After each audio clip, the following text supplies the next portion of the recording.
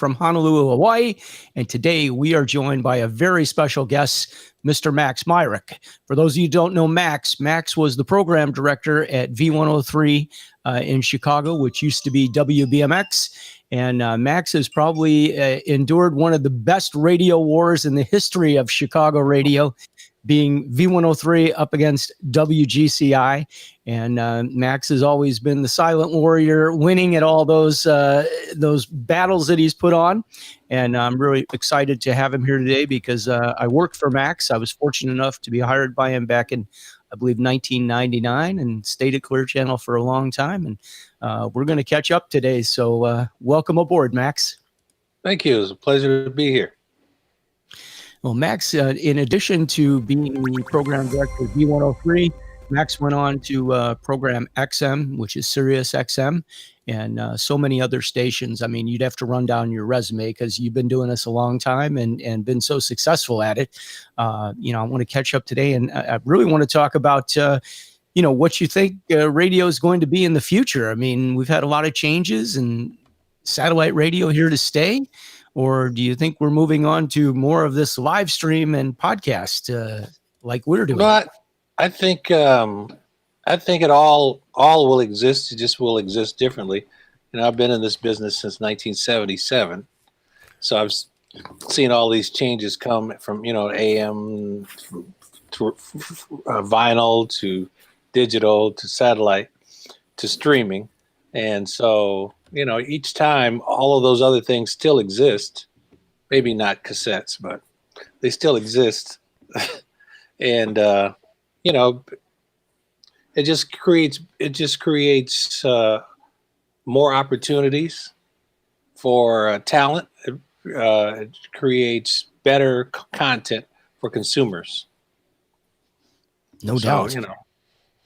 I mean, radio has changed. I mean, there's, my phone is going crazy. We are doing live TV here, of course, and I don't know how to turn my phone off. You know how that works, but right. I better check mine over here. You know what happens was whenever there's a meeting and somebody's phone goes off, everybody else secretly be like, mine is blowing up like crazy. It's been blowing up for 3 hours. So I'm getting. We have Max on the show. That's why my phone is blowing up, I'm sure. Oh, I thought it was blowing you up about that Stanley Cup with the Tampa Bay. Yeah, well, we just got off like an hour and a half stream on the subject of hockey and Tampa Bay. But we are here, with Max and Max, the greatest radio war in Chicago. There were probably two of them, and one of them had to be V103 and WGCI. That was a clash. That was a great one. We did some. That was just so much fun. I sometimes tell people about some of the things that we did that I can't believe we did. One of the things we did, it's amazing to me. Good.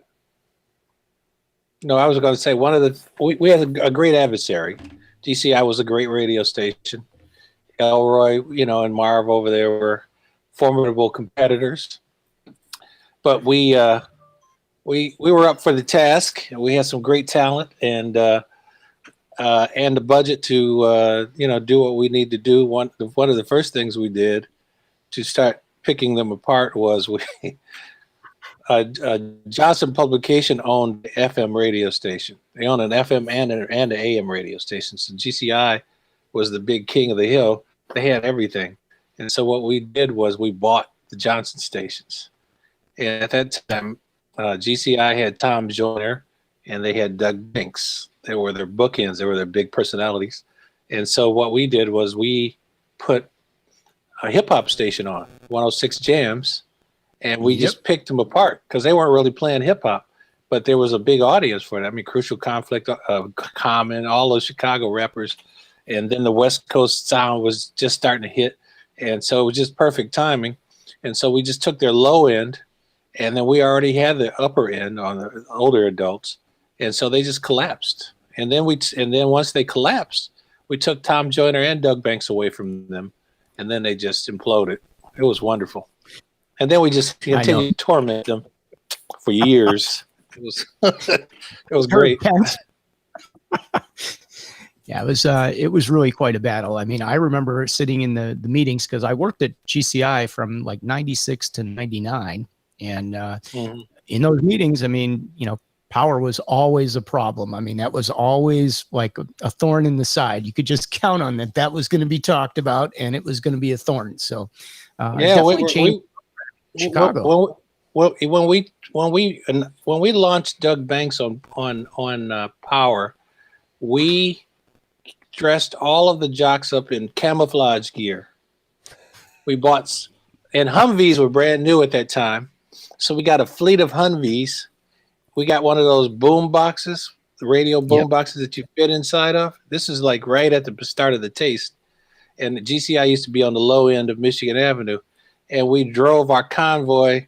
We, made some arrangements with the Chicago's finest, and we drove our convoy of Humvees and militarized DJs and Doug Banks in the boombox. We raised it up on hydraulics so they could see it. You could almost look in the studio and see them, and then we blasted them up with 106 Jams content. Those are the kinds of things we did. We flew airplanes over their concerts. We just antagonized them all the time. It just got in their heads. It always amazed me because when we merged, at one point we were owned separately, and that's something we should probably talk about, like the consolidation of radio and how everybody was affected by that. But it just always blew my mind that at GCI, as the #1 station, there was never any money. There was nothing for anything. And we were making, we were doing $40 million a year back in the day. They can't do that now, I don't think. No, not at all. Not even close. And I'm talking about in the mid 90s. Okay. Making that 90s, kind of money. We were doing 30 million a year. We go to V103 and it's like, yeah, we got a budget. What do you need? Right. It's like, yeah, whatever we need, we got. It just blew my mind. It's I guess it was just the way it's the way that the businesses were operated and the spirit of the culture. And, we were making a lot of money. I mean, we were doing 30 million to the top line, 50% to the bottom, and we had double-digit growth every year. So we had, their success because they ran a business very well. They made a lot of money for the company. I mean, I think we were owned by Gannett at the time, and Gannett benefited greatly. But Gannett owned other properties, and at the other properties, they were all like pristine, museum type places that you walked into. You walked into GCI, and it was not, and it was like, don't need to be. It's #1 radio station, So that or GCI was don't need it because we're already winning. Some of GCI's profits were going to subsidize some of those other stations too. So I'm sure they were. I'm sure they were. But we didn't. We didn't have that. We were pretty much a standalone. The BPI only had like 3. We had Charlotte, we had Chicago, we had New York. That's the only 3 markets we had. And, so, Mr. Sondland, so we three initially it was WBMX back in the day. So BMX. For all you house out there that are listening, that this is where BMX moved into being V103. Who bought the station? Who was the owner of that station? Once what happened was it's kind of a delay. I'm getting sort of a delay. I'm not trying to talk over you. I'm sorry. The station was owned by Sonderling. It was BMX, and then Barry Mayo, who used to be the program director of GCI, left Chicago and went to New York to work at a station in New York with a guy named Lee Simons. And then they formed a group called BPI, Broadcast Partners Incorporated. And then they came back and they bought BMX and flipped it to V103. In fact, I was the first person on the air at V103. I was just going to state that, the very first talent hired on the radio was Max Myrick. Very few people know that. So I signed it on. Yeah, I'm very proud of that because the station just hit its 60th #1 booked this week. So Derek Brown is doing a great job with that. It's a great, great job. Legacy it's property. Yeah, absolutely. Derek has been, very good to us. I still get to do some mix shows for him a couple times a year, and he stays in touch. So he's done a great job over there. So hats off to him. And we love both the stations. We love all the stations, and we Right. love radio. So we're happy that the stations are there, the formats are there. That, people are winning, they're working. Right. There's nothing better than that. And the difference, I think, the difference between what's happening now and what's happening then was those stations were individual stations, and they could sound like Chicago. I mean, when BMX, the hot mixes and everything, and then V103, embraced the whole steppers thing. So back then, every market sounded like that market. Then when they consolidated radio, the big companies bought up all the radio stations. What I wanted to mention was that V103 was the first. Barry Mayo, as president of BPI, was the first African American president of a broadcast group to go public before Radio One. He was the pioneer in that. A lot of people don't know that bit of history, but that was kind of like the beginning of the companies going public radio companies, because they saw that money we were making. They were, these big companies were like, let's get some of that, and there was a lot of money in the market because of the tech stocks and stuff. So, and there was no streaming back then, and so they bought them all, and then they had to figure out what to do. So they started getting rid of duplication. And then once they got rid of duplication and thinned out the staffs, then they got into the syndication business where they could put one talent on all of their stations. And then pretty soon they had all of their programming being handled from a central location. So now if you go into a market, every market pretty much sounds like any other market.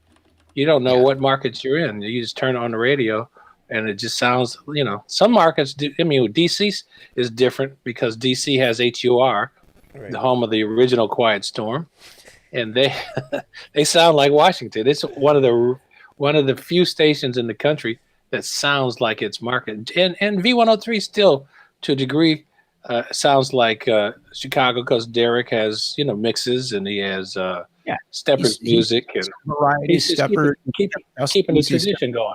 We lost a lot of that here because, before all the stations were sort of independently, owned, whatever.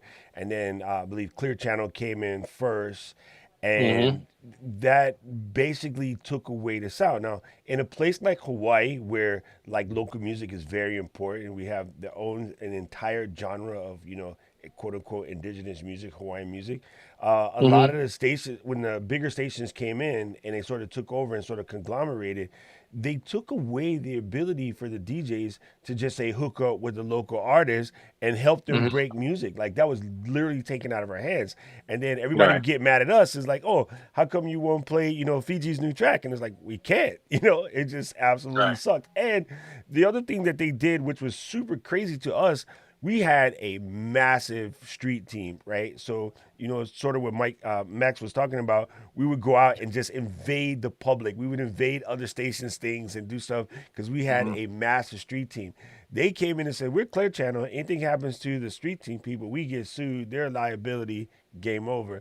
And that was the end of that, and people were used to seeing us out in the street all the time. Well, it was it costs money to deal. operate the street team is what it really comes down to. Am I right, Max? You guys remember those balls for the Jack in the Box? Used to put on top of the antenna. You would go in, they would give you a jack head. We bought a bunch of those things and we basically just dropped them in the middle of an event, a couple thousand of them. So everybody was driving around with the I-94 ball on their thing. With their logo on it, right. Yeah, and once Clear Channel came in, they're like, you can't do that. That's illegal. So, boring. Yeah, they took a lot of the spirit out of the business, I think, which opened up the opportunity for XM satellite radio. When we started that in 2000, nobody thought that people would pay for radio, but people will go to wherever the content that they want is. So, we ushered in that revolution with the really great content, and then those two companies merged, and then they became sounding pretty ordinary. And so then streaming happened, and now people are getting their content online, mostly, for the most part. I mean, radio shares, you'll never see double digits again, Yeah, ever. it's interesting because, I mean, I think Jimmy DeCastro, so we'll go back to broadcast partners. They sold to what? To Evergreen? I can't remember the whole flow. I think it went to Evergreen, but Evergreen was Jimmy DeCastro, to right? Chancellor. It was BPI to Evergreen, Evergreen to Chancellor. Chancellor then bought up a bunch of companies and then became AM/FM for a minute, and then they all then J-Core and a Clear Channel merged, and then Clear Channel bought everything, and now Clear Channel is iHeart. Yeah. So, but it just got it was bigger amazing and bigger. because when Jimmy DeCastro sold those stations for so much money. Do you remember what the number was by any chance? What was the number? I don't know, some crazy huge. 300 million. It was because at the time there was so much money in the stock market because that's when tech was big, huge. It was before 9/11. Everything crashed right after that. So, Clear Channel came in there to operate these stations, and they were the first person that came in there out of all those owners that actually wanted to run the radio stations. They wanted to actually make them go. They were a radio company. Right. And then we had the crash, and they'll never see their money back out of these stations, even because they paid like crazy because it wasn't their money. It was all public money. So they paid, they were like, what do you want? 18 times cash flow? No problem. Here you go. Yeah. And then, now they can, if they get 3 times cash flow, they're lucky. I mean, they can't even get rid of these stations. It's funny when you go back and think about how crazy I guess it sort of started with tech, like the artificial inflation of businesses and stuff like that. And that's why we had the first tech bubble. And no one learned anything from the first tech bubble because when tech started making the rebound, which was bound to do because it got better, they went back and did the same stuff. So it just goes to show you this false inflation of properties that sort of shouldn't be inflated. It just crashes, and it's amazing. They did it to radio, they did it to TV, and they do it to everything. They're doing it to cars again. It's absolutely insane. It's so insane. DC is so expensive to live in DC. I think it's like the second or third most expensive city in the country. A house that you could get in Chicago for $200,000 costs about $700,000 minimum. Right. 2-bedroom house. $700,000 in DC. It's just off the chain. Yeah. You can't afford to live there. When I was home a couple years back, and I went to go visit my childhood home with my sisters and stuff. And when we creeped up on the door quietly because we was a little scared, but then the guy opens the door, and they were from the Nigerian consulate, and I was like, "What?" Some baller people, the Nigerian consulate guys, were living in our house, and then just randomly, joking around with the guy, said, "Hey, I'm in real estate out here in Hawaii. What did you pay for the house?" And he was like, "Oh, $1.6 million. He got a steal." I was like, "What?" When we left because we couldn't afford to keep it at $36,000. Yeah. Oh, yeah. I mean, areas that you wouldn't even have imagined. There's an area in Northeast DC called Trinidad. They were giving away houses over there for $30,000, maybe 10, 15 years ago. Now, 800, 900 million, easy. Just crazy. Crazy. I saw a big development over there by Pepsi. I want to call it Riggs Road. I'm forgetting my neighborhood. And there's these beautiful townhouses over there. And I was when you was going to Riggs when I was growing up, you put on a plate and then an extra plate and then a helmet, and then you tied your shoes good, and you was like, "Okay, ready? Go." You went through there like Sonic the Hedgehog, and now they got these baller $3 million townhomes over there. Yeah, and it was bruh, it's crazy. Yeah, it's no different in Chicago. Trust me. Yeah. All you got to do is go through Wicker Park, where it used to be. You had the crack house here and the $1.5 million house right next door to it. So, Now it's all $1 million houses. Now it's all $1.5 million, $2 million house. It's $1 million just for the lot. So yeah, it's crazy what's going on here. But you were talking about the tech and back in the night. I mean, even if you had a website back then, you were basically like a baller, like a millionaire. You owned a website. Like seriously, like $10 to get the domain. Oh yeah, but you got a website. You're a millionaire. That was that tech bubble that was just ridiculous. Yeah. When we put our website up at V103, it was a big deal. I mean, we used to love to mess with Elroy because he didn't believe in the internet. He was like, it's a fad. It's a fad. It's not important. Nobody's paying attention. We were like, okay, yeah, that's not important.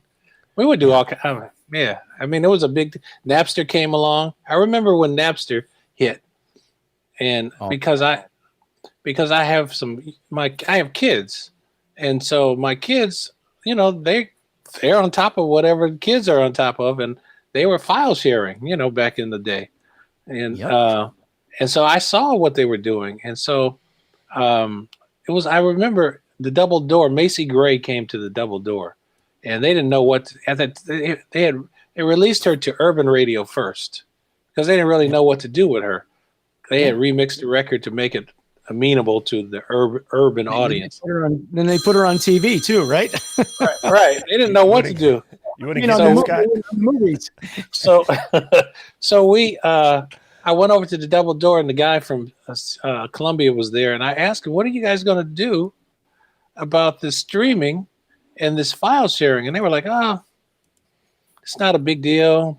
We're not worried about it. It's not a factor.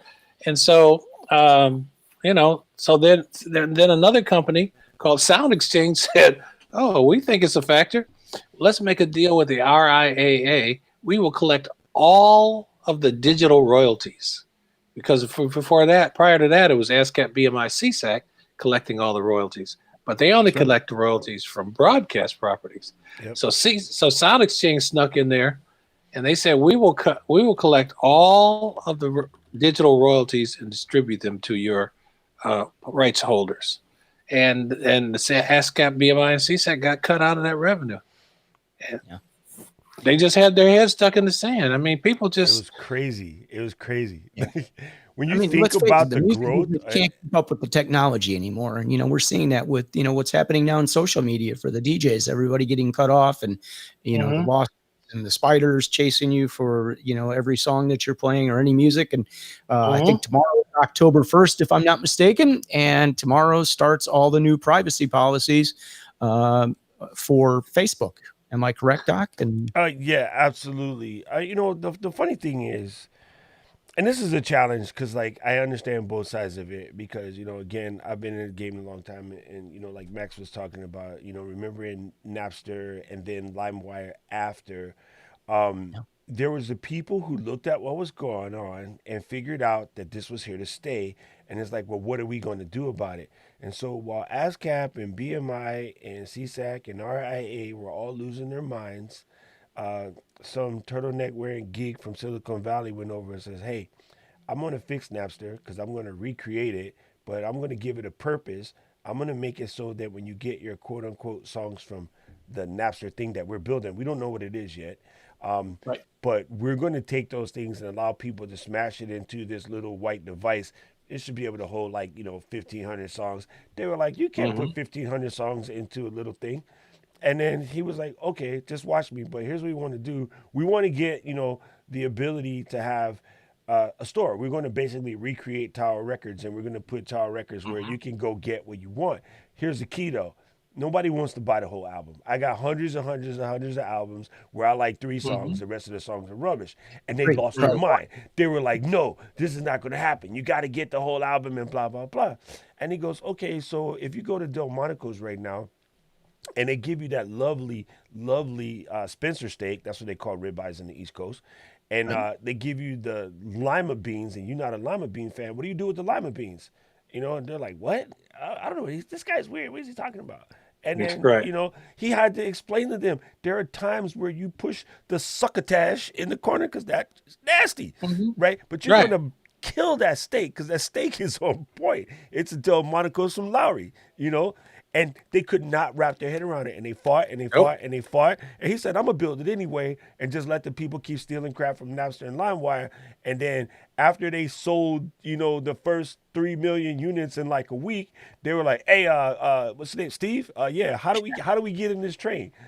And Right. it's Exactly. funny because to this day, we still got cats that aren't understanding how it works, but at the same token, from the music business side, I understand that they're not making the money that they used to make. So a lot of that has to do with radio itself dying. A lot of that has to do with, again, they were greedy and not paying the artists what the artists deserve. Artists made their own labels. See, Right. if they had to pay the artist, like what we were just talking about, the 2 radio stations, if they had to Mhm. pay the Yeah, artist Napster wouldn't be so and rich, put the okay? money in the right situation, none of this would have happened, right? There'd be no Jay-Z label, there'd be no Puffy Combs label, there'd be all this other stuff. We still be on the same standard labels, maybe Work, because Work had the remixes, but when you treat the people the way you treat them, they're gonna do their own thing. So what's going to happen with your Facebooks and your Instagrams and all these guys that won't play the game? There's a huge possibility Mixcloud would just blow up because they did it. Especially starting from tomorrow. So sometimes you got to get out of your own way. Sometimes you got to listen to what the street is telling you. Like the street always knows. The street never lies. It just Yeah, doesn't. people will go. People will find what they want. But yeah, it's so true. My question is the RIAA going to go after every one of these platforms to try to I would slow think that down? they're, the pockets are so deep in these companies that wouldn't you go Exactly. after them? I mean, you go where the money is. So whatever it takes, that's why I think, the Facebook's got to give up the music or they got to sign a deal and make some sort of a payment to the artist. And here's where the RIAA is screwing up. Otherwise, it's got to go away. Where they're screwing up is all they needed to do is go to Facebook and then be like, listen, we will help you. We would charge these people $20 a month or $10 a month and let them have access to the entire RIAA catalog. Okay.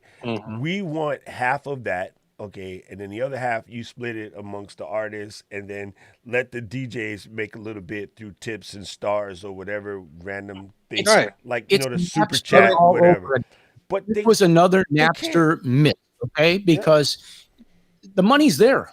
The money's still there. It's not too late, but if they chase everybody off the platform, all you're going to do is move them off the platform. And what does Facebook have going for them is they have the traffic, they have the people. That's why everybody wants to go to Facebook.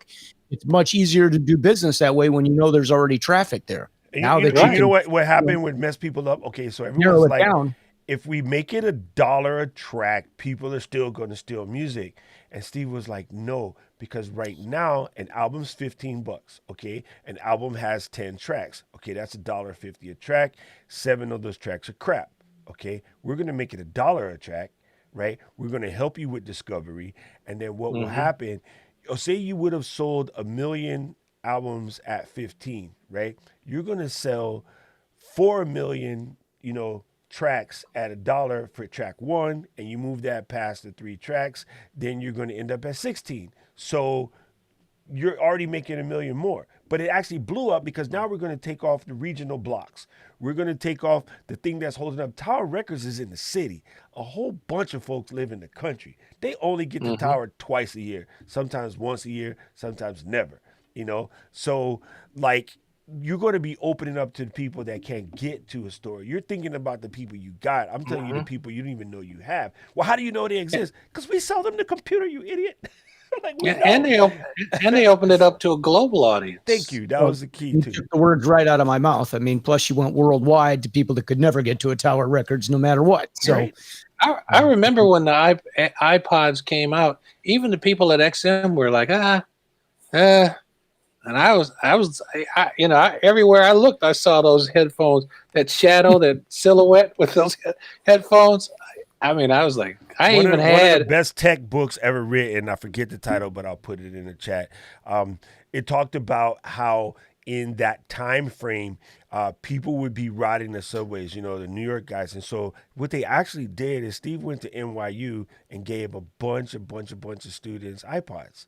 because the Mm-hmm. NYUs, they're always the controllers of, trends throughout the country, right? So people seeing Mm-hmm. these kids rolling around NYC with white headphones, Mm-hmm. everyone's like, what is this? White headphones didn't exist, right? Right. Like the Exactly. idea of getting rid of that thin metal Yeah. band. Remember that thin metal band in the winter?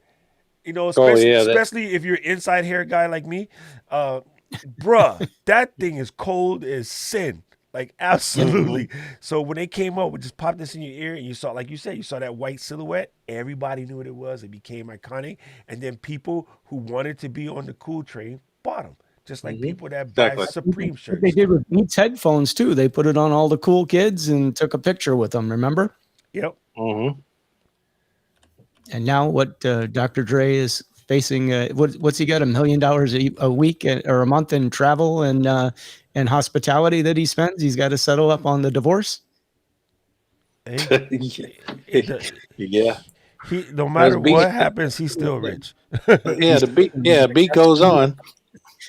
Yeah.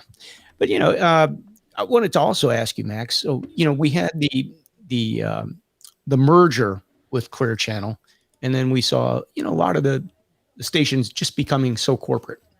Do you think if they had kept V103 and WGCI separate, even within the company, that they would have been more profitable and better as a competitor to one another versus merging them like they did and putting them into a lane where GCI will be the hip hop station, V103 will be the urban AC station?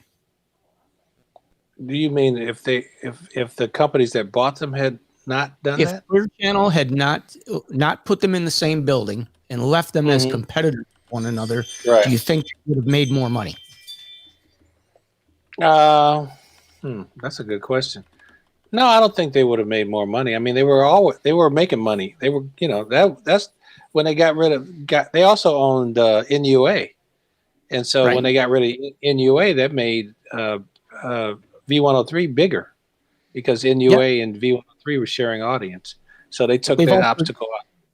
Okay, but now NUA's been gone, and how many formats have they been through, including a recent one? They just got rid of Oh country yeah. radio. Now they're doing rock radio. So Well, like they've been through like 3 or 4 formats now already since NUA disappeared.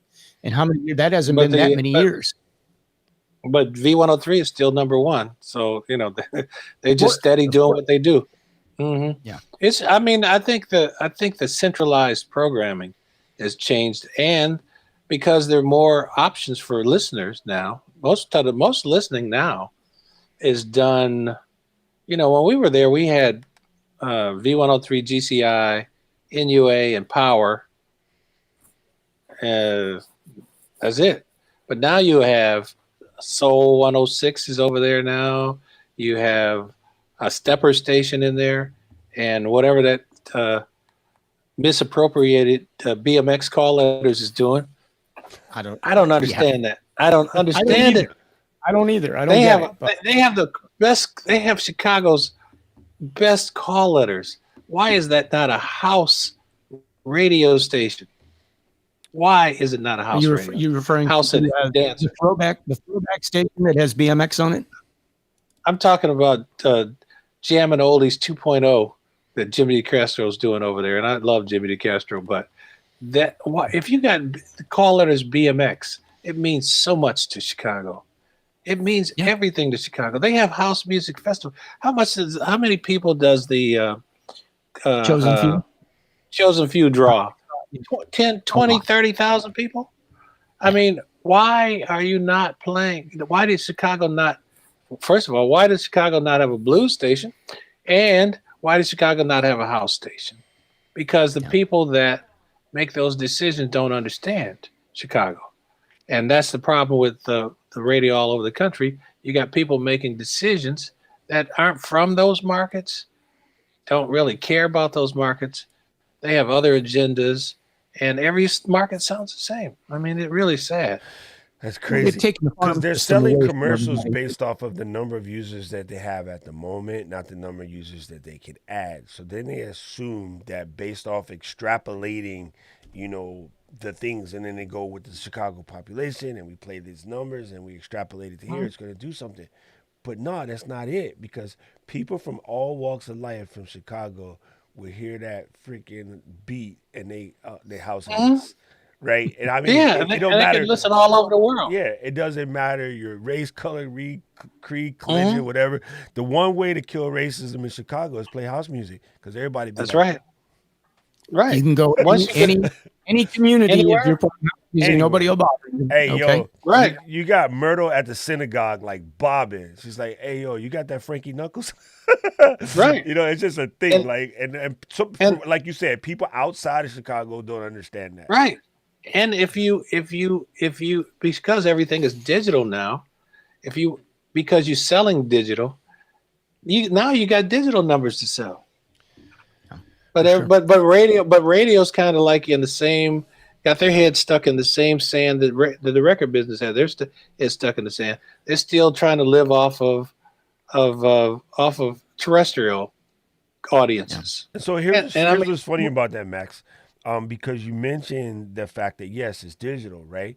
And then so if you were to take a station, a terrestrial station, because I think something about the terrestrial station gives it that body. If it was just an internet only station, it's like, oh, they'll just give up when they get bored and they'll disappear. The thing about a terrestrial station is people know that there's money, there's people, there's ads, there's contents, there's whatever. So I think people still love that thing, and they don't know why it is they know that. We know that because we're in the business, but I believe that gives them a certain groundage to the station. So if they were to take that station and do just house music and then add that, on-air component that people can pick up from TuneIn Radio or iHeart or whatever, Stitcher, whatever they pick, right? So that someone can listen.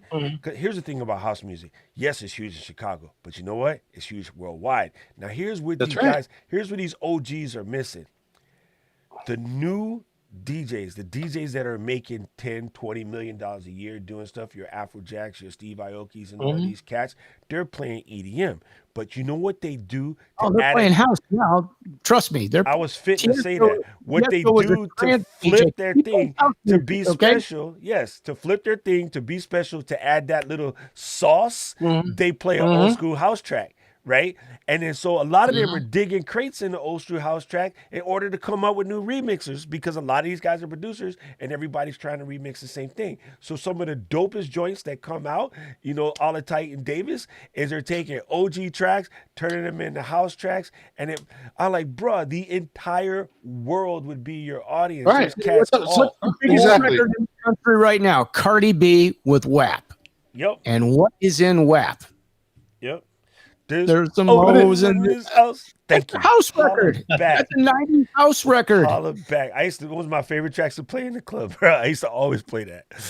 Yes. Yeah. I mean, just imagine if Chicago had a house radio station that the whole world was listening to, right? Just think of all of the things that could happen with that. I mean, just for the city of Chicago, just to build goodwill, the merchandising and just the profit streams, and not to mention the branding. I mean, but take it and own it. Yeah, for sure. Well, what are the two biggest knocks on radio? Probably one is they get too many commercials, right? For terrestrial radio, people don't want to listen to all the commercials.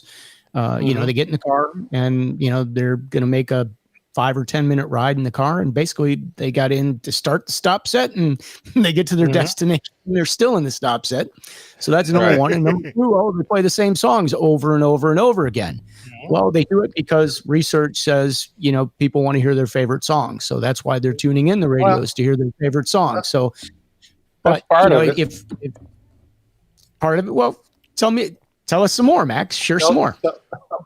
Well, I mean, there's a lot of pieces to that. There are agendas that have nothing to do with the audience.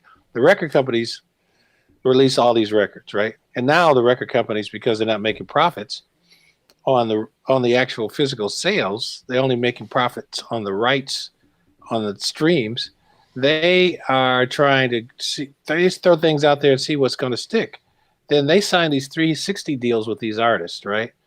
360 deals are then married to iHeart. iHeart then has a relationship with Live Nation. And so they all work in concert. And so that, right. And so all of those artists can't tour. all of those artists can't tour. So the ones that they're making the most money are the ones that you will hear the most, because all of these people have agenda. Then at the record company level, you have executives who get commissions based on chart positions. Chart positions drives, drives publishing. Everybody has their, everybody's trying to wet their beak, and the audience is at the bottom of that food chain. And that's why you got a limited amount of and then there's the idea that people are spending less time with radio. So every time they go to the station, they want to hear their favorite song. Most of the time you go to a station, you have to meet that audience's expectations. So every time they go there, they at least want to hear something in that 15-minute period that they know, but hopefully more than one song that they know, because they're only going to use that station for 10 or 15 minutes for the most part. Because now one thing that hurt the stations was when the automaker says, "Okay, we give up and we put aux jack in every car." Mm-hmm. Before you only got aux jack. You got aux jack when you pay for it. They finally got Ecamm in all the cars. Okay, I mean the model before Ecamm was in the cars was it can't possibly survive. There's no way you're going to have basically a cable radio in the car with a subscription. And then when they finally did get it into the cars, well, now you got to wait 10 years for those cars that were new cars to become used cars. So the high school student can buy that car, and now she's got access to XM radio or whatever. And it balloons. Now every car has it. I have a Ford. I have a Ford Focus. Just a regular car, just a Detroit-made automobile. In my car, I have Bluetooth, I have the aux cord, I have AM, I have FM, I have a CD player, I have satellite radio, and a hard drive. Yeah, and I forgot about that. And on my phone, I don't know how many music apps I have. So at any given time, I can listen to whatever I want to, and a lot of times I'm catching up on phone calls in my car. So I'm not listening to anything. That's the best place, right? You know what I forget? Right. You just reminded me something that I completely forgot. I have a 120 gig hard drive in my car. Right. In your car. I forgot about it. I remember when I first picked it up, I put in the newest Drake album just to hear what was going on, and then I added a couple audio books. But then now, because of the way Apple CarPlay works, I just downloads it to your hard drive. Everything just plays, and to be honest, nowadays I'm listening to podcasts in the car half the time. I'm either listening to Crime Junkies or Vince Adams. So that's I know that's completely opposite sides of the spectrum, but that's another piece of content. Yeah. They're setting themselves up for failure because they are not following the street. And Scott, you completely right on having that XM, satellite radio built into the car. Because before it was like, well, how do you get these guys to want to pay that $9 a month or $14 a month in order to get XM satellite radio? Well, now what they do, the car manufacturers say, hey, if you buy this car, we're going to give you that first year free. So the car manufacturers are just buying it straight and then giving it to you. And if you get your car in Hawaii, because of tangential way the earth works, we don't get that. It doesn't catch here over the satellite. We have to go through the chip in the car. Well, another thing that most people forget, most modern cars, I know my car, it's a hotspot. My car has its own AT&T account. Like I can use my car as the Wi-Fi if I'm at a picnic. And I think a lot of people forget that. Like it's built into so many cars now, pretty much anything built in like the last 3 years. So like you have all of these people still self-contained in traffic, and you're losing your entire nut to podcasting and the Joe Rogans and the Ashley Flowers and the Vince Adams of the world. That's right. Do something, people. What are you guys doing? You just making money off the stock? Radio used to be in these, narrow lanes with, specific music. We've got the classic rock station, and then we've got the urban AC. We've got the pop station or two pop stations. We got a country station, and those playlists are so narrow. Population, what is it? Probably a 50 to 60 minute turn before you hear that same song over and over again. At least about every 3 hours. Yeah, 4 or 6 songs. And here we've got when you've got a million different sources. I mean, I know that when I go out to an event now, the genres, there are so many genres and they are so specified. I don't know how radio can even program to these people, because if you're I'm going to take house music, for example, or dance music per se. You get a party, mixed group of people. Well, you got somebody that wants hip hop. Well, then you got somebody that wants the hardcore hip hop. Then you got somebody that only wants the old school hip hop. Then you got the person that wants the classic soul and Motown version. And then you got somebody that wants the house music, but they don't want just the house music. They want the booty shake version of house. I mean, it just goes on. And the minute you play one thing, somebody else comes and you played a hip hop song. Oh, well, no, you got to play this country song.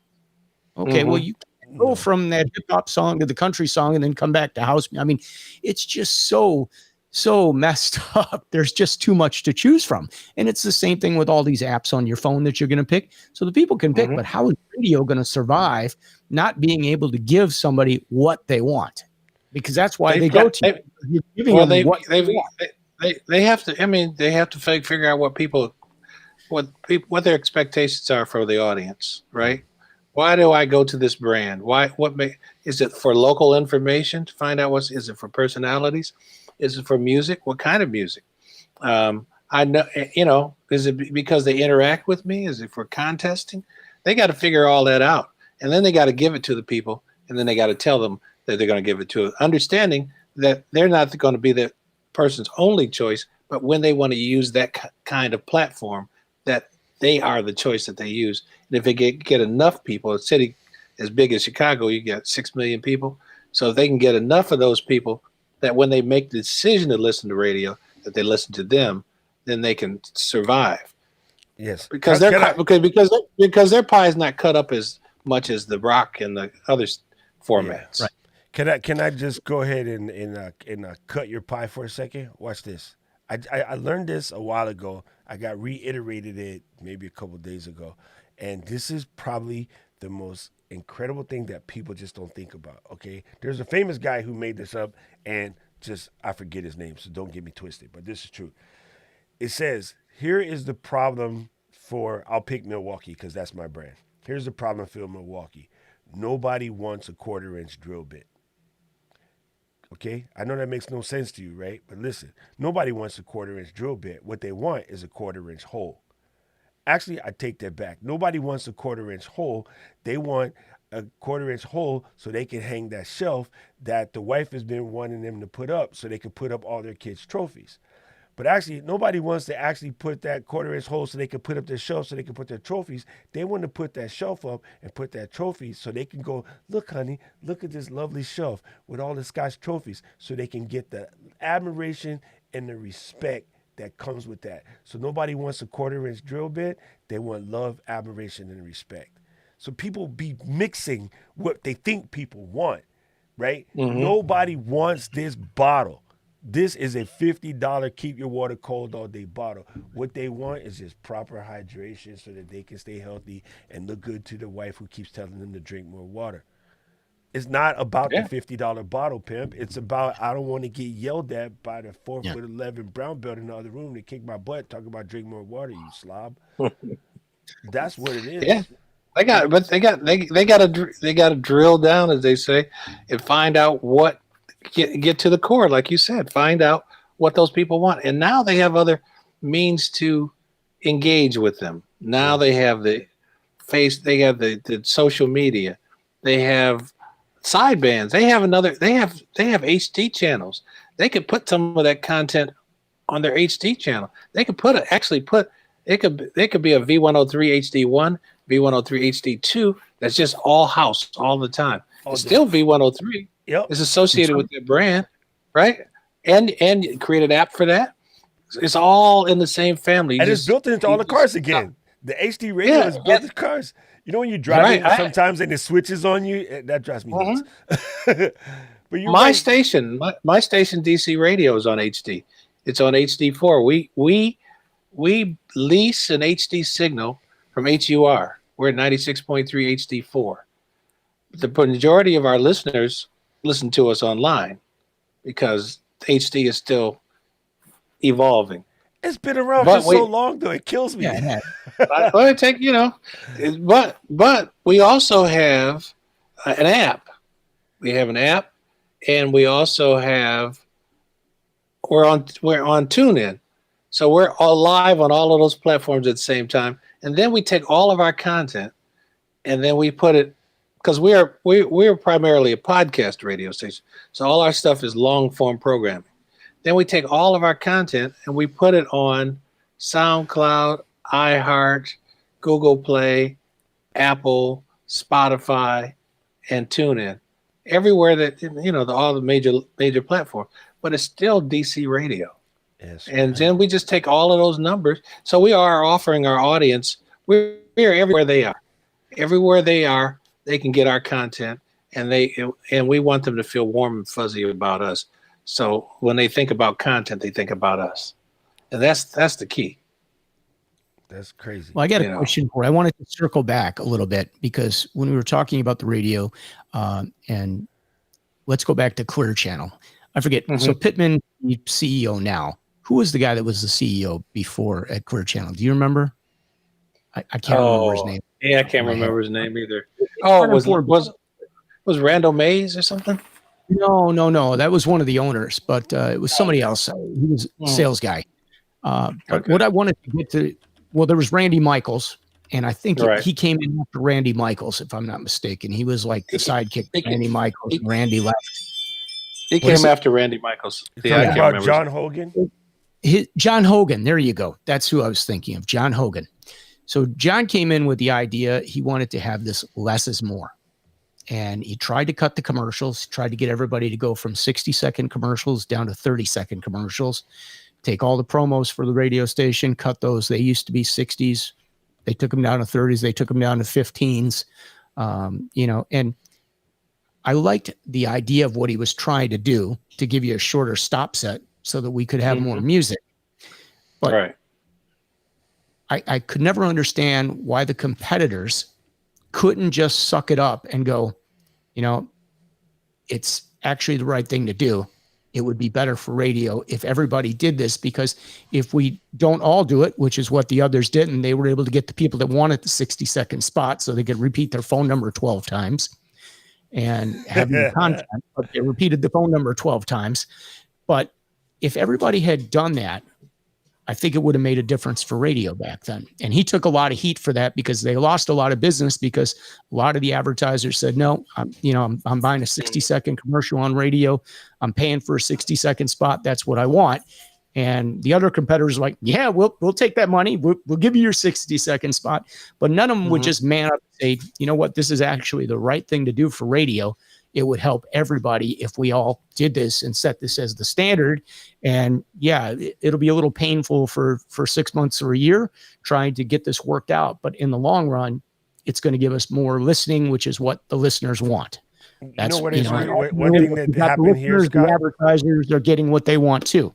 One thing that happened here was they started this thing where it would become, okay, we're going to do the power hour. So we're not going to play any commercials until the end of the hour. Right. So for the last 6-7 minutes of the hour, you got bombarded with commercials. Okay. Yeah. This was funny until every station tried to do that. And so then you get in your car and they would either load them at the bottom or they load them at the top. So if you were a switcher, you could get into your car anywhere between 55 and say 5 after, and you could not find anybody playing anything because it was all commercials.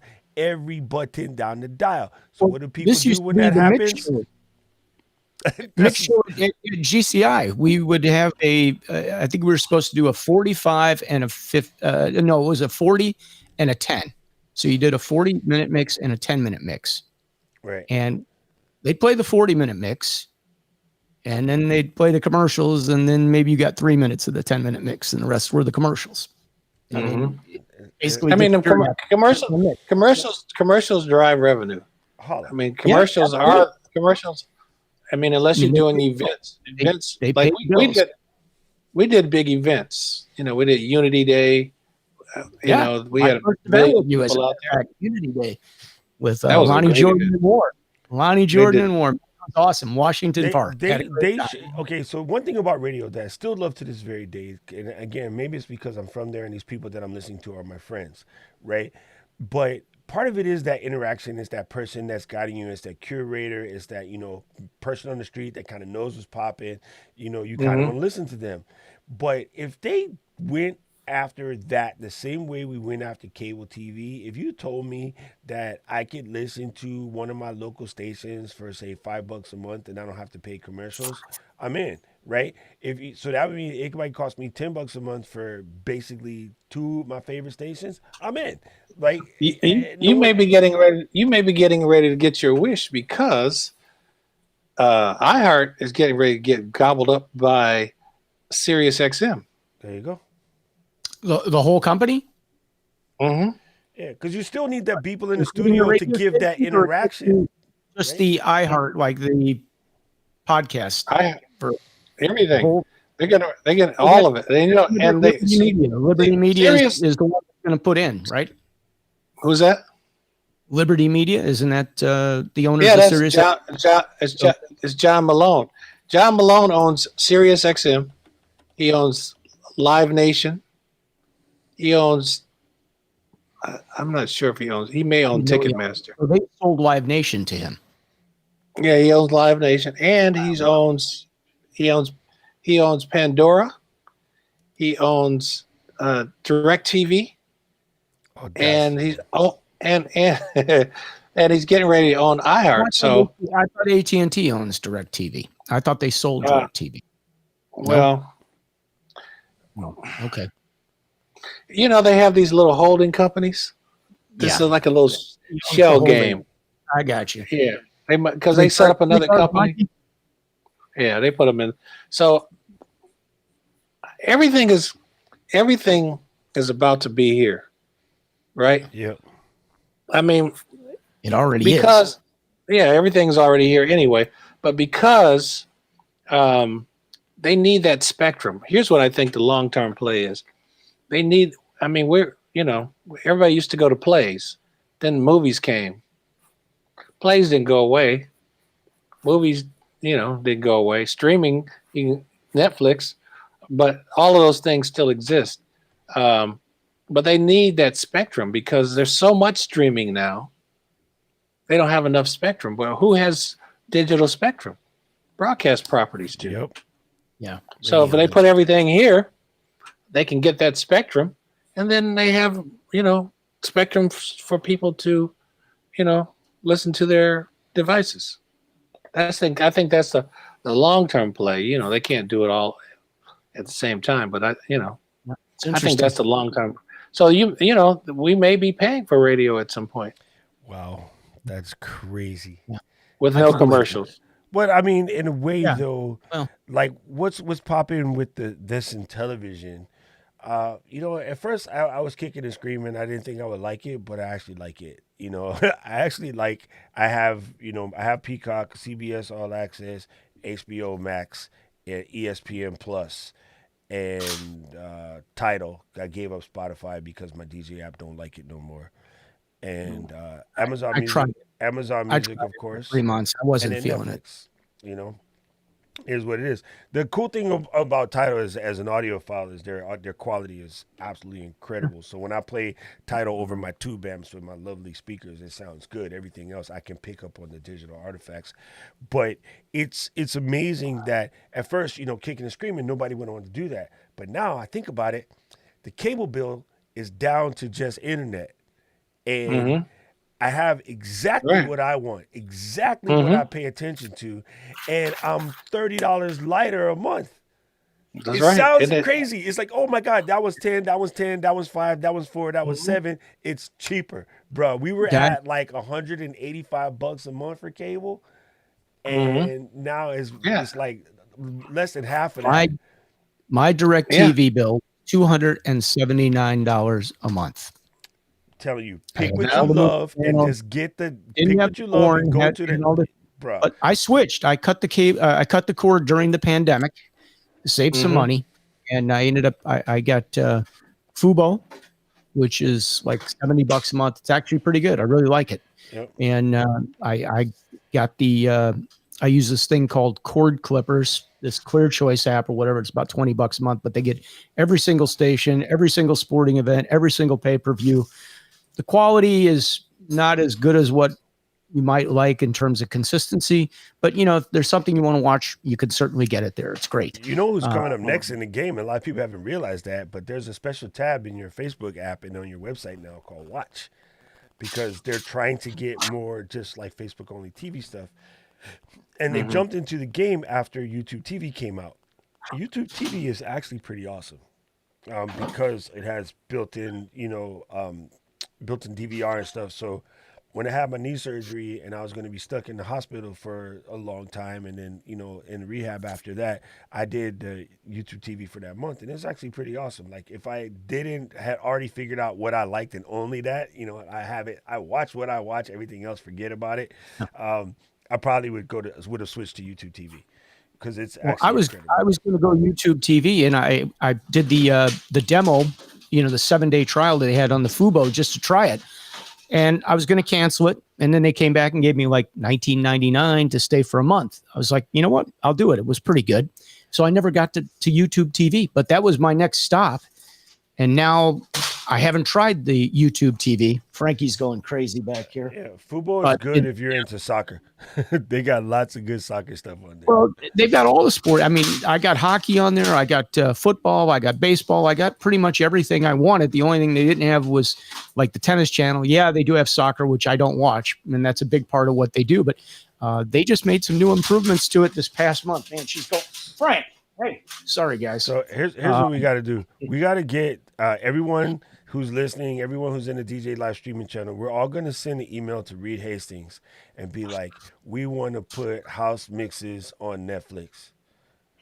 Because that dude, he'll try anything. He tries everything. And then maybe if he does it, everybody else will freak out and go, oh, we slipped up. We should have listened to those cats. Because Reed would put anything on Netflix, and he's winning. He's winning. Yeah, he is. And what's really cool about their setup, I happen to know somebody that works there, they have basically zero rules, right? You come to work when you come to work. You do what you got to do. It's an open office, whatever. But somehow everybody loves to do their job. And most bosses can't figure that out. If you get out the way, employees would normally do what you want them to do. When you start manhandling them and micromanaging them, whatever, they cut those corners because they're just irritated at you yapping. 9 times out of 10, if you leave them alone and let them do them, they're going to work because everyone does have personal pride, whether you like to believe they do or not. People have personal pride in their thing. So they're going to do what makes them look good. But you berating them is making them look bad. So, of course, they don't want to do anything because they're afraid you're going to berate them. I think this pandemic been a gift in that sense. A gift and of course the tragedy of it, But it's I think it's changed. It's going to change forever how people work. I mean, I've been running my radio station from my laptop since March 13th. I haven't been in the studio. I haven't seen the studio. I haven't filled up my car.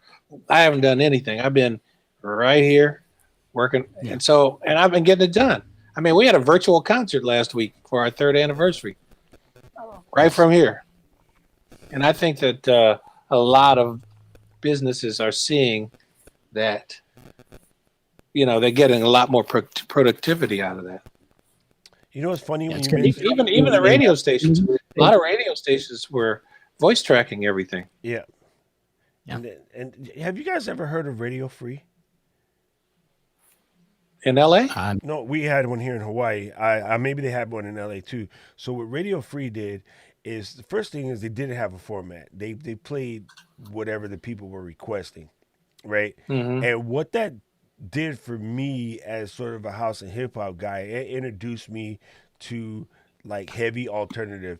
Your Primus, your Sausage, your Fishbone, your Rage Against the Machine, like all of those like dope groups, Red Hot Chili Peppers that all came out. I all picked up all of that stuff during Radio Free time because, again, they were just open format station. They played whatever people did, but they didn't have any commercials. What they did was a PBS model, and everyone just, you know, sent them money, or you would show up at their events and you would put money into the gigantic fishbowl, right? Mm-hmm. And then they ran for years out here, and it was became one of the best stations. And so it was trippy. They would segment it, you know, here's a hip hop hour, this is going to be the alternative hour, whatever. But my growth and my knowledge and my love for music completely expanded when I had open format radio. Like, I would listen to stuff I never would listen to, and I was like, Rage Against the Machine, these white kids can rap, they're sick, oh my God, you know. And well, you know, when I was growing up, I grew up in Toledo, Ohio, which is right outside of Canada, right, Windsor, and I listened to CKLW was the big station, the big A, and that's when AM was king back in the day. And they played everything. And because they were so close to Detroit, they were a little more soulful than your average top 40 station. Back then, yeah, for sure. Back then. So we heard everything. I mean, from the Guess Who, because you had, you know, Canadian laws say 40% of their music have to be Canadian artists. So we got the best of the Canadian artists. We got the best of the Detroit artists. And then we got everything in between. So my palette was very wide from a young age. I don't know when that switch was made where everything became so narrow. Yeah, now you're right. And it's funny because you bring that up. Because audiences, I think, their tastes aren't narrow. People listen. They're not. To all kinds, and kids especially, they listen to everything. Anything and everything. I mean, and now you mention that, when I was in high school, I was in a Van Halen cover band. So, which is funny because then when I became hip hop, and I had stopped listening to everything. And then house kind of leaked in, and house to me was like, oh, this is the soulful stuff that my mom and them used to listen to, just twisted up in a doper, more cool type beat, you know. So your Bad Boy Bills of the world, you know, Scott, and then, you know, the Hot Mix 5 and all of them. We were getting the bootleg tapes out here at the swap meet, which is funny that I sit here and talk to this dude every week now. But like that whole, and it was just weird. And then we just got pigeonholed because, again, at the radio station, that's what I was told to do, and I kind of stopped focusing on everything else. But once open format radio came out, absolutely fell in love with it. And so I think that if you let people do, and this is what your Spotify's and your Amazon Music and your Apple Music proves, most people don't have one single genre in their iPod. They just don't. Right. People listen to all kinds of radio music. stations need to stop pigeonholing themselves and learn how to just go to Spotify, read a couple of discovery lists, and play that, you know? And then to this day, why is it still so hard for independent guys to break in? Like, no one's like grabbing them up. You can make a whole station of hot kids I see on YouTube that need a break. Well, because of the same reasons I mentioned before, because there are so many agendas in the equation. You got the record company's agenda, you got the touring company's agenda, you know. You got the whoever has those 360 deals, they control the equation. That's why it's so crazy, right? And they're not. You look at these streamer guys. Go ahead. Do you look at what'd you say? I say you look at these streamer guys, right? And you go back and you think, let's move this back to say 97, 98, right? 97, 98. Because of Tom, you guys remember Tom? Because of Tom, we got Soulja Boy, we got Lil Weezy, we got Leanne Rimes. She was massive because of that. We got Shania Twain, we got Justin Bieber, we got Selena Gomez, we got all of these kids that blew up and made the labels millions. All of them got basic. Even Timberlake's second coming of Timberlake, that all came from MySpace and YouTube. Well, now it's coming from TikTok. Yeah, and now they're picking up cats from TikTok, right? Your Lil Nas X, and then what's the other new kid? What's popping? Jack Harlow. You know, like all these cats they come through, and I'm like, bruh, how is it that these cats haven't figured out to go crate digging? What made us good at our job was crate digging and finding something that nobody knew about at the used record store. You know, it's been funny you should mention that. With Don, because we had a wonderful budget at V103 in Chicago, Don Moore, who was our general manager, was very generous with our travel budgets. And so he would allow me to go anywhere I wanted to go to find new music. And what spurred that was I went to Brazil. Brazil. I knew it was coming. I went to Brazil, and on my way back, I was at the airport and I saw a Michael Jackson box set for Ghost, right? Which was never released. But in the Ghost box set, there was a VHS tape of the movie, of the film, and then there was a CD with 3 songs on it. And one of the songs was, I can't remember what the name of the song was. So I brought it back, I listened to it, and one of them was almost in a stepper's groove. Almost in a stepper's groove. So I had I can't remember what that was. Our other production, we had 2 production directors. We had Scott and we had John Keith. And so I had John Keith pitch the song down to put it in the pocket for steppers. And then we put some imaging on both sides of it and said that it was not available in the United States. It was a V103 exclusive. So then, you know who that drove crazy, right? Yep, it drove them crazy. We killed it, banged it, and then the steppers, bootleg kings as they are, they taped it off the radio and put it on their bootleg stepper CDs, and so it was out in the streets. And I knew it had hit when I was going. There was a steppers club called Strictly Business in the South Loop.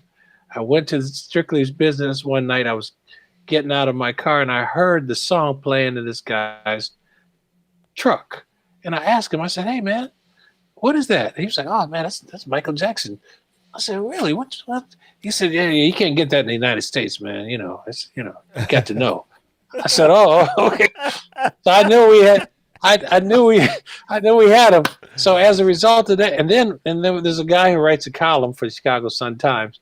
He was a friend with the general manager at GCI. He called me trying to get me to give it to him so he could give it to my competitor, but of course we didn't fall for that one. You recall we had that Mary J. Blige record that we got. Oh, we got it off the internet, didn't we? And we drove John Mons got a Mary J. Blige, George Michael song that we played, and then we just banged the heck out of that. And so then Don was like, I was in London, crate digging, just trying to find just stuff that nobody else had to make our station unique. And that content is, like you were mentioning, that content is out there now. I find stuff now. Now I'm at a station where I can play wherever I want. Yep. And it doesn't really matter. Because we play everything. Primarily stuff that are by local artists in the DC area. But we will play anything that's in a wide, rock, country. We play everything. I just put a link in the chat, right? And this is a YouTube video about the story of "It Wasn't Me" by Shaggy. The kid that broke the record, like that made it, like saved Shaggy's career. Basically, that's our station.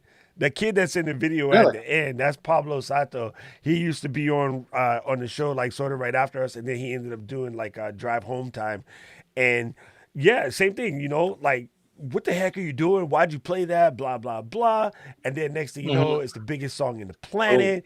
And did anybody ever go back to Pablo and give him love? No. He got almost suspended for it. Just like my partner and I, we broke All My Love, Casey and JoJo. We broke it for the entire planet. And we got suspended for it. But when Tommy Mottola came around with the gold records for KIKI, I can't believe you guys found our best record that we've ever had. Who got the watch? Who got the gold records? That's why stations suck, because the old station directors were just not paying attention and not listening. Like literally, we got absolutely suspended for playing a song out of turn. Actually, it wasn't us; our intern did it. But we got the heat for it. Well, because we were supposed to be in a station instead of outside smoking. Never mind. So anyway, but that's what happened. And so if you get a chance, watch that video. But it's Shaggy. Like at first, he's like, he didn't even realize like that. Basically, Hawaii Kid broke that record. It blew up the entire planet. And again, Wow. where did it come from though? He got it from LimeWire. Mm-hmm. Yeah.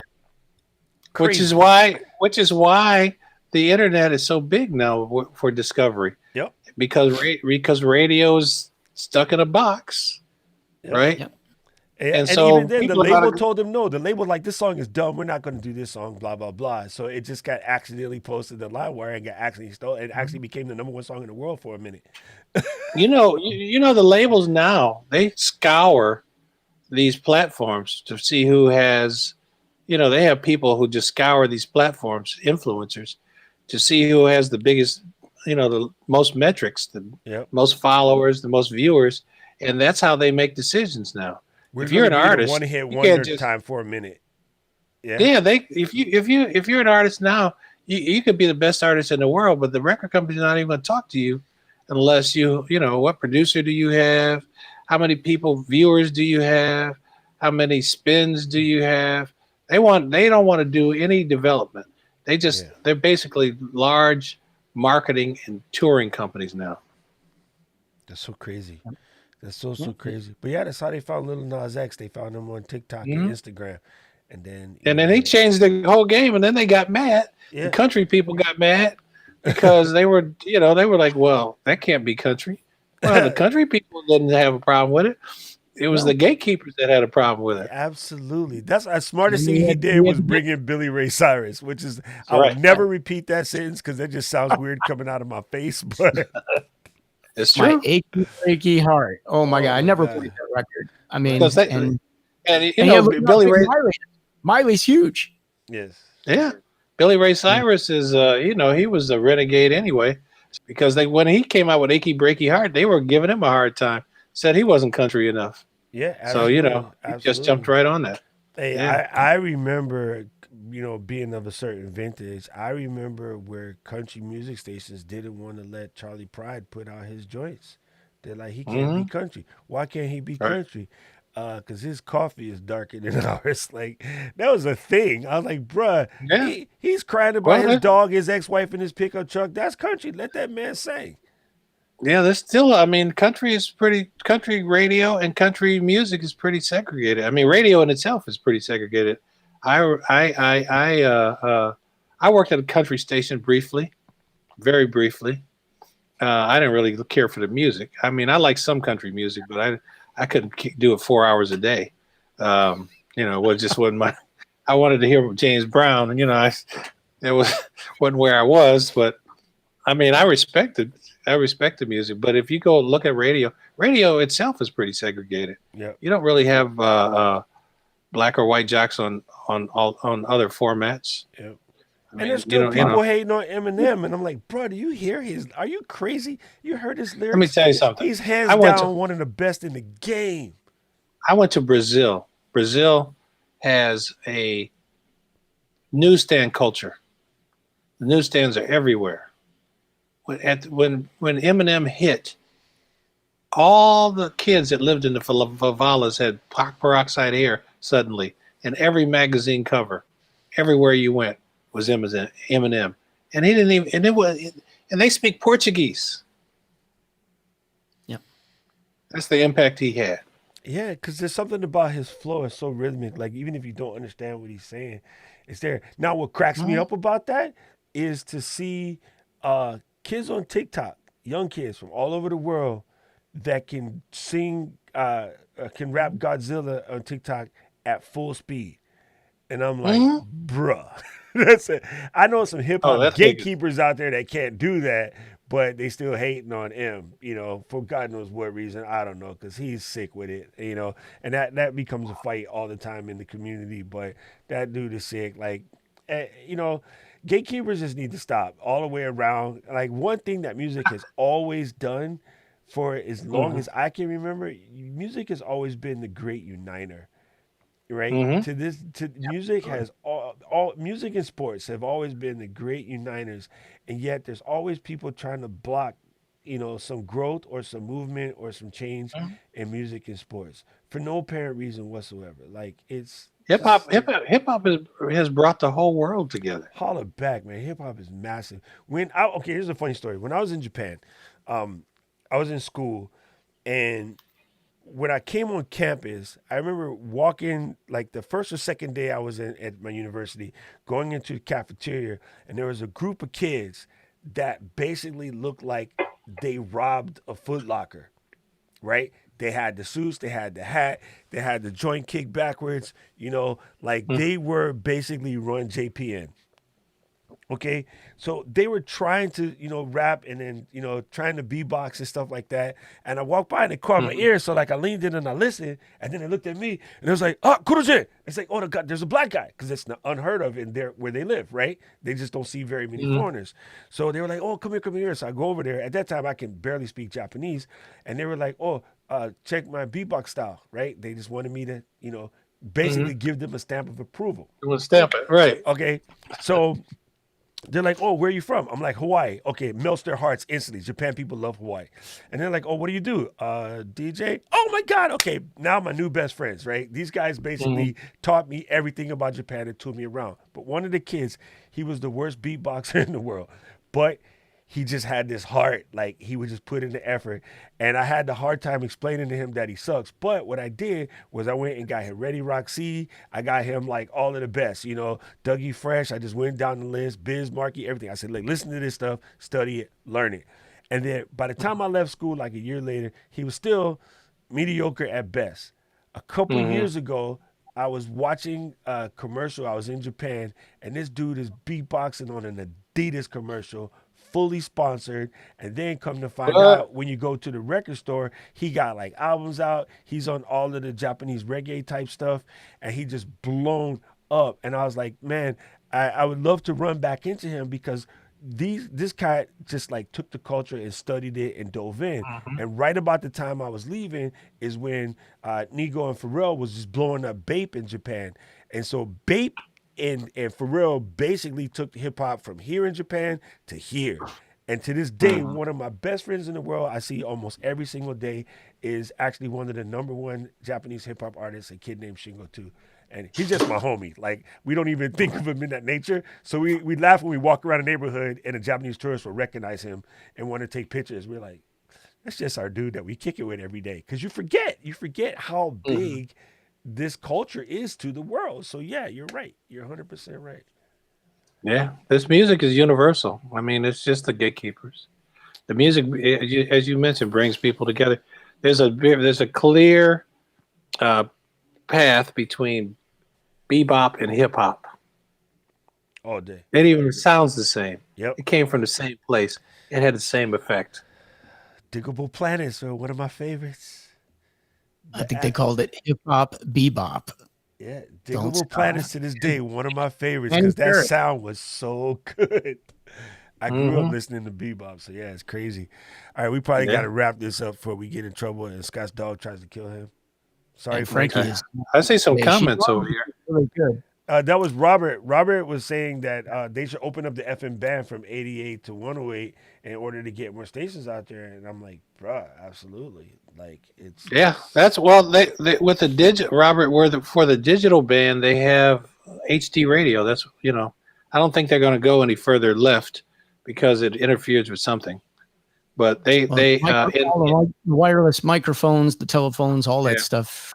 But in Europe they have their version of they're using the sideband over there, which is basically our HD radio. The reason that the HD is not more accepted is the companies don't want to. Content costs money, so they don't want to spend the money to make the content and then split their audience. They don't really see the value of that. What you did is genius. Take the sideband and use it as podcast radio, where I don't have to download the app. I don't got to download episodes, so I can just listen to it, and I'm gonna just get casted to all day. That's genius, actually, because the content's already there, right? Yeah, just you want to be wherever the audience is, but everything is going to be right here. It's already there. It's 100%. I keep saying it's already there. Yeah. So I don't know, but I listen to that all day long. I mean, that's that's all I listen. I don't have a radio except for in my car.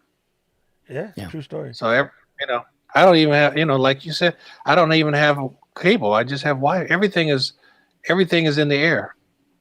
Absolutely. You just made me think of something. I don't think my amp has ever seen the AM FM portion of that amp, ever. And this is Never turned the tuner on. This is the third or fourth replacement of the same amp, and through all four of them, it has never seen AM FM. It's only seen TV, Xbox, Apple TV, over and over and over. That's super funny. I never even thought about that, but you're 100% correct. Like, I probably don't even have the little loop thing connected to the back. I'm actually absolutely positive it's still in the box. I believe. Yeah, it's crazy. I don't have a radio hooked up. I mean, I'm guilty of not doing it. If I need it, I'm going to go to the internet and get whatever I need. So yeah, it's all there. Robert, you listen to XM though, believe it or not. And one of the questions I had for you, Max, is, how many? I don't know how many subscribers they have monthly, but boy, they're sure, like, from the urban side, we were talking about like the segregation. Man, we don't have much for the urban side. We got a few hip hop stations. When you consider they have 180 channels or something, or 150 channels, we got a dance channel. We got Diplo. Once again, we get one R&B, and one dance. They screwed up the Studio 54 channel, and some of the channels it's the gatekeepers. Once again, people making the decisions. When I was there, I created the Real Jazz channel. There was another channel that I ran called The Flow, which was the Neo Soul channel. I remember I had the Luna, which was the Latin Jazz channel. And now these are formats I had never done. It was just something I had a passion for, and they allowed me to do it. But then once we got to maybe 4 or 5 million subscribers, they brought a new set of people in who had come from Viacom, and they had not drank the same Kool-Aid we had, and they wanted to block everything back to radio, terrestrial radio standards, and they got rid of those other two channels. They would have gotten rid of Real Jazz, but at that point we had 1 million listeners, so they didn't want to mess with that because that's 1 million times 995. They have a metric way of they got to know how many people are tuned into each channel, because I raised that question I think over the Studio 54 channel or something, and they know. And they know. Let me tell you, they know exactly how many people. They get the same Nielsen ratings that radio has for every one of those channels. They know exactly what it is, but they just make decisions based on whoever's calling shots. That's crazy. Right now they're into star power, so they're selling names. Yeah, exactly. They had Foxhole was Jamie Foxx's, which was pretty good.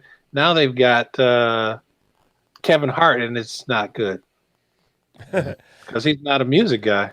Yeah, and Kevin Hart's funny, but Kevin Hart's funny for an hour and a half. Right. And take nothing against Kevin, because I love Kevin to death. Yeah. But he's like that nephew or that cousin or the brother-in-law you got. Mm-hmm. You could take them in small doses. After that, you're like, all right, fam, you got to go home, because I want to be able to love you next week. So I need you to take your butt home. Me and you in small doses is legit, like hot sauce. I love you. For all the genres of music that are out there, they could do better. Absolutely. And again, the key element to this is pay attention to your people. You just gotta listen, and they got the data. That's the part that's so crazy and stuff. They got the data, but they, if I was Snoop Dogg and they were going to give me $1 million to use my name and let somebody else program a channel, I'd take the $1 million. Oh, you don't even know. I already took Absolutely. it. I got to send a shout out to Lucas, our youngest listener at 7 years old. Whatever you do, Lucas, listen to your mom and not your dad. Sorry, Robert. Don't get Robert in trouble. That's my buddy right there. Robert's on every show, every week. He's always here to harass and cause trouble. So we got to cause trouble. Yes, he is. And we appreciate it.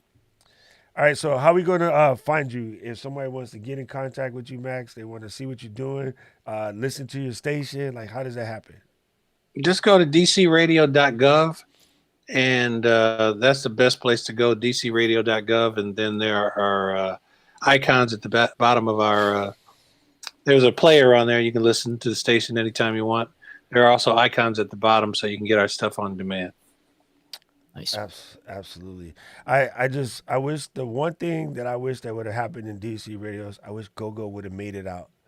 I love me some Go-Go. Oh my god. Go-Go is house music to Washington, what it is to Chicago. Bruh. Exactly. I've been trying. I don't have a Go-Go show yet, but it's coming. So stay tuned. Oh, yeah, you need a Go-Go show. As good as a track as the butt was, it ruined it for Go-Go everywhere. But it also introduced people to Go-Go. Yeah. No, but because it blew up so big, again, the gatekeepers was mad because that sound was so high. They were like, no, we can't let that happen. All right, MTV, you guys go ahead and ruin it for everybody else. And then let Heavy D and Candy Rain. They let Heavy D and Candy Rain, not Candy Rain, what was the name of the group? That's the name of the song. But yeah, two more like national Go-Go tracks. Well, they had Chuck Brown. Busting Loose. That was my cut. See, Chuck Brown is my neighborhood, so when I was growing up, I feel like busting loose. Dude, there was never a Trouble Funk event that I wasn't sneaking out the house. And then when I would come home in the morning, Trouble Funk. I need some money. Dude, I need some money. Oh, when I would come home and sneak in the house, I'm like, I made it. Slide in the bed, everything good. Get up the next morning, mom slapped the crap out of me. I'm like, what? She's like, where you went? I ain't go nowhere. I was home. Come to find out, when I got much older, she used to put toothpicks in the back door and then close it. Oh. So when I opened the door to slide in, thinking I was cute, the toothpicks fall on the ground. So she knew I snuck out. Ooh, Mom's, you a genius. By the toothpicks. Isn't that crazy? That and my grandpa making the little wax pencil lines on the side of the old granddad, because we used to sneak in there and get a little taste. You know, it was kids, a capful, and you was like, oh, burn it. But he thought you're doing something right. Put the tiny little marks on the bottle. We never knew. And then I got slick and tried to fill it back up with water, like he couldn't tell. To be a kid again. All right, man. I really appreciate you being here. And Scott, your job is to end the show. Thanks for having me. All right, Max, we do really appreciate having you. It's great to see you again. Glad you're doing so well out in Washington. And don't be a stranger. Come pay us a visit in Chicago. Best to your family. And thank you. We'll get you back on here, I hope, again soon. We'll get you back, and that'd be awesome. So thank you so much. You were a great boss, great person to work with. I appreciate all you did for me in my career, and I really mean that. And I wish nothing but the best for you. All right, buddy. Thank you. Thanks for having me. Good to meet you, Doc. Thank you. Scott's going to shed a tear. Hey, when I come home, we're going to Florida Avenue Grill to get pork chops and gravy, or a catfish, let's do it. A catfish sandwich. I don't know if I can still fit in one of those booths, but we can try it. We can sit at the counter. Hey, we can go to Horace. We can go to Horace's and get a catfish sandwich. Oh, hey, they closed it. Shut up. Oh man, you should see 8th Street. It's totally gentrified. I was teasing Scott for crying. I'm fitting to cry. What? Yeah, oh yeah, it's gone. I see a tear. Gone. Bruh, gone. Catfish sandwich with extra hot sauce, 2 pieces of white gone. Little mumbo sauce, it's gone, man. Oh, I see mumbo sauce on Amazon. Is it the real one or is it somebody faking? There's DC mumbo sauce. Okay. It's a husband and wife team. Capital barbecue, capital something, but yeah. That's real. Yeah, they shut it down, man. 8th Street is all gentrified now. You wouldn't even recognize it. Just like 14th Street. I heard last time I was home, 14th Street blew my mind. Because I saw American Air Center or something like that. I forget what they call it. And we was driving on 14th Street, and I remember asking my sister, hey, where's the pimps and the hoes and the crackheads and stuff? She said, they down on New York Avenue. It's like they're gone. Yeah, because 14th, we used to live on Georgia, like up the top, at the top of 14th in Georgia. And we used to go, my church, way across back, the church was right there. And like all of that is gone. You know, Wings and Things, all of that, history. Gone. The only thing left is Southeast. And it won't be long. It's hard to get rid of us. Shrimp Boat, though. Shrimp Boat still going? Yes. Still there. All right, cool. That gotta stay. All right, man. I appreciate you. Thank you, Scott. I'll see you next week. All right, guys. Thank you for checking us out. We do this every Wednesday, 2 p.m. right here. Now, next week, Doc, we got to make a decision because we talked about doing the version of DJ show that we were going to do, on Zoom that we're going to do a demo. But we also have the new software from Ecamm releasing tomorrow. So do we want to push back 1 week and show everybody the new Ecamm software, or do we want to do the Zoom tutorial next week for everybody? Let's do the Ecamm one first, and then we do the Zoom one after that. All right, guys. So we're going to show you the new Ecamm software next week. It's the beta.